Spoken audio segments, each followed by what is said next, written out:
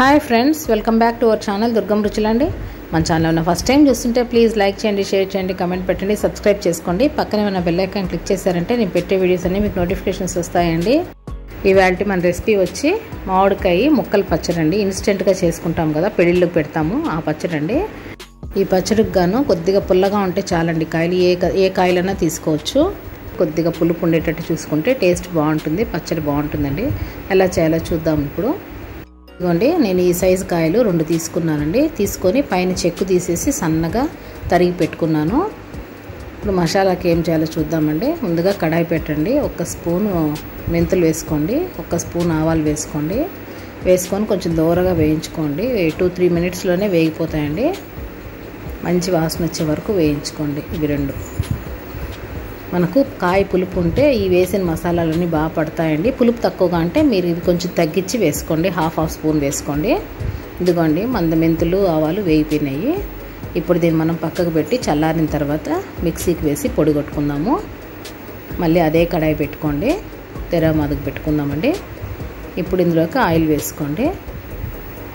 ఒక half cup oil వేసుకోండి. అందులోకి కొద్దిగా ఆవాలు, కొద్దిగా జీలకర్ర, 2 ఎండుమిర్చి అండి తుంచి వేసాను. వెల్లుల్లి పొట్టు తీసి దంచి కొంచెం ఒక 4-5 పాయలు వేసానండి. కొద్దిగా ఇంగు వేసుకోండి.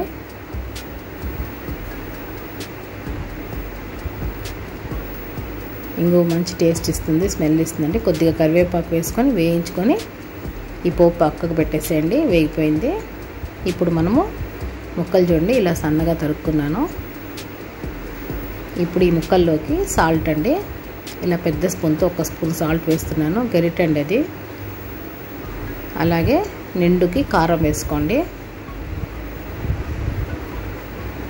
ఇది మనం ఇన్స్టెంట్గా పెట్టుకునేదండి, కొలతలంటూ ఏముండదు. మనం కాయ పులుపుని బట్టి ఉప్పు కారం వేసుకోండి.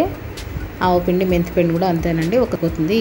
నేను చూపించే గరిటెతో బాగా కలిపేసేయండి. ఇదిగోండి, ఆవపిండి మెంతిపిండి కూడా ఇలా వేసాను. వేసుకొని ఒకసారి మళ్ళీ అంతా కలిపేద్దాము. నూనె కూడా అంతేనండి, ఒక హాఫ్ కప్ పోసుంటాను నేను తెరమాదికి. ఇదిగోండి, తెరమాది బాగా చల్లారిపోవాలండి. ఇలా చేయి పెడితే నూనె కాలకూడదు. చల్లగా అయిపోయిన తర్వాత పచ్చడిలోకి వేసేసేయండి. ఈ పోపు అంతా బాగా కలిసేటట్టు ఒకసారి కలిపేద్దాము. అంతా కలిపేసిన తర్వాత అండి ఇది మూత పెట్టి ఈరోజు కలిపారంటే రేపు మార్నింగ్ దాకా అలాగే ఉంచారంటే చూడండి ఎలా ఉందో. పక్క రోజుకంతా ఇలా ఆయిల్ అంతా పైకి వస్తుందండి. దానిలో జ్యూసు ఆయిల్ కలిసి ఇలా ఆయిల్ పైకి వస్తుంది. మనం ఆయిల్ చాలా కొద్దిగానే పోసాం, చూడండి ఎట్లా వచ్చిందో. ఒకసారి బాగా కలిపేద్దాము. కలిపి ఒక బాటిల్లోకి తీసుకునేసేయండి. పచ్చడి ఫ్రిడ్జ్లోనే ఉంచుకోవాలండి, బయట ఉంచుకోకూడదు. ఒక 2 months కూడా ఉంటుందండి మనం ఫ్రిడ్జ్లో పెట్టుకున్నామంటే. మన ఇన్స్టెంట్ ముక్కలు పచ్చడి రెడీ అయిపోయిందండి. ఛానల్లో ఉన్న ఫస్ట్ టైం చూస్తుంటే సబ్స్క్రైబ్ చేసుకోండి. వీడియో చూసిన వెంటనే లైక్ చేయండి ఫ్రెండ్స్. మరో రెసిపీతో రేపు మళ్ళీ మిమ్మల్ని కలుస్తాను. Thank you for watching. Bye అండి.